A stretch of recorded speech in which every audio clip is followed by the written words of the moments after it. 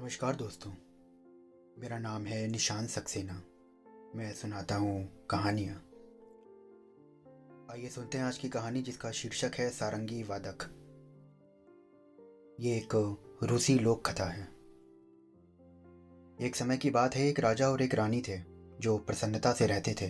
परंतु जैसे जैसे समय बीता, राजा व्याकुल होने लगा। उसके मन में दुनिया देखने की लालसा उत्पन्न हो रही थी। वो युद्ध में अपनी शक्ति आजमाना चाहता था और प्रतिष्ठा व सम्मान अर्जित करना चाहता था। उसने अपनी सेना को तैयार किया और रानी को प्यार से अलविदा कहा। फिर सेना सहित दूर देश के दुष्ट राजा से युद्ध करने के लिए चल दिया। राजा और उसकी सेना कई माह तक आगे बढ़ते रहे। जिससे भी उनका सामना होता वो उसे हराते गए।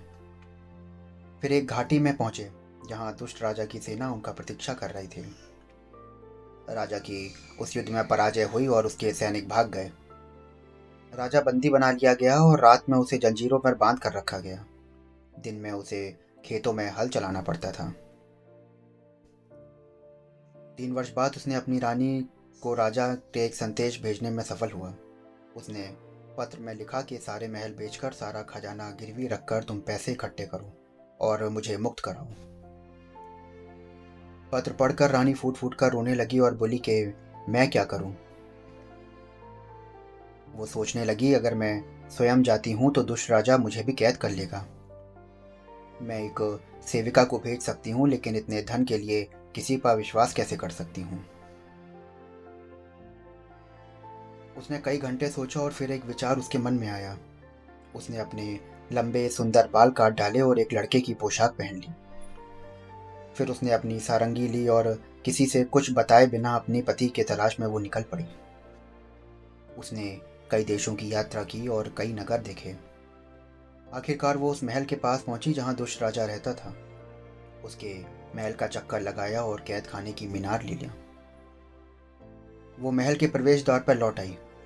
विशाल गन में खड़े होकर वो सारंगी बजाने लगी और हर कोई रुक रुक कर उसका गीत सुनने लगा। शीघ्र ही दुष्ट राजा ने उसकी मधुर आवाज सुनी।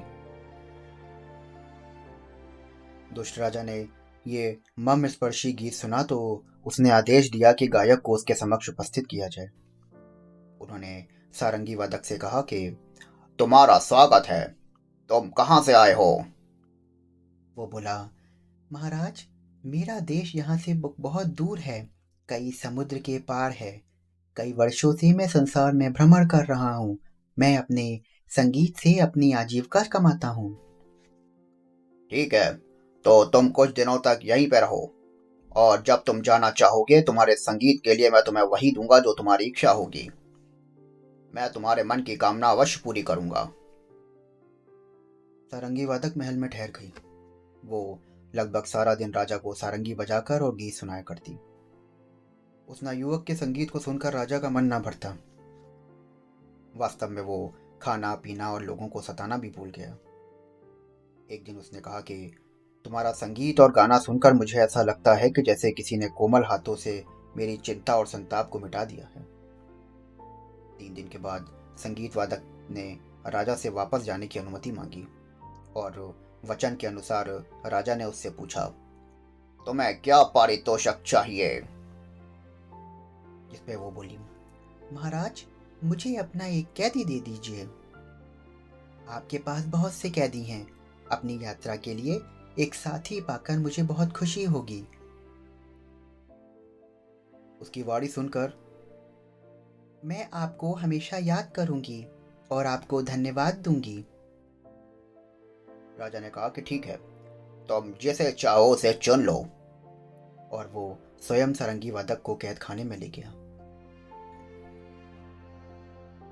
रानी कैदियों के बीच में चलने लगी और उसने एक युवक के कपड़े पहन रखे थे, इसलिए उसका पति उसे पहचान ना पाया कि और तब भी नहीं और वो उसके साथ चल दिया। उसने मान लिया कि अब वो सारंगी वादक का बंदी था। जब वो अपने देश के निकट पहुंचे तो राजा ने सारंगी वादक से कहा कि मैं साधारण बंदी नहीं हूं, मुझे मुक्त कर दो, बदले में मैं तुम्हें पुरस्कार दूंगा। सारंगी वादक ने उत्तर दिया, मुझे कोई पुरस्कार नहीं चाहिए। आप निश्चिंत हो जाइए और आप मेरे साथ चलें। मेरे महल में मेरे अतिथि बन के रहिए।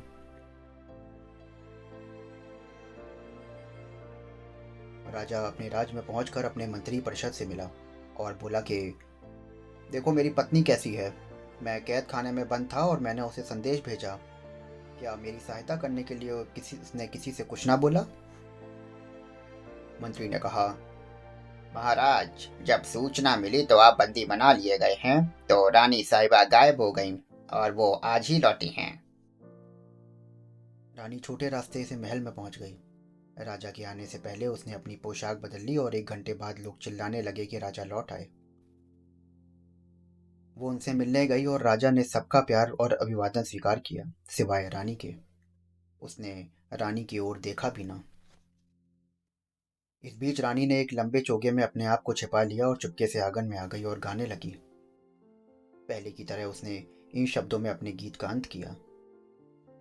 जैसे ही राजा ने यह गीत सुना, वो बाहर आंगन की ओर भागा और संगीत वादक को महल के अंदर ले आया।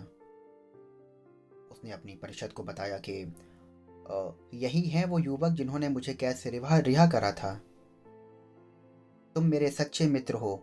मैं तुम्हारे मन की कामनाएं पूरी करना चाहता हूँ।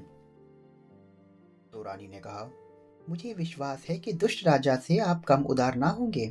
उसने मेरे मन की कामना पूरी की और मुझे वो मिला जो मैं पाना चाहती थी। मुझे आप मिले और अब आपको खो देने का मेरा कोई इरादा नहीं है। इतना कहकर उसने अपना चोगा उतार कर फेंक दिया। तब राजा को समझ आया कि रानी जिससे वो सदा प्यार करता था वास्तव में उसकी सच्ची अर्धांगिनी थी।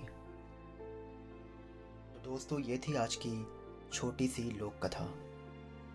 आशा करता हूँ कि ये आपको बेहद पसंद आई होगी। इस लोक कथा से हमने देखा कि किस प्रकार एक पत्नी एक पति के लिए सर्वस्व समर्पण कर देती है। तो दोस्तों, अगर आप रोज ऐसी ही लोक कथाएं सुनना चाहते हैं तो हमारे चैनल को फॉलो करिए, सब्सक्राइब करिए। कल फिर मिलता हूँ आपसे एक नई कहानी के साथ में, एक नई लोक कथा के साथ में। तब तक के लिए शुक्रिया।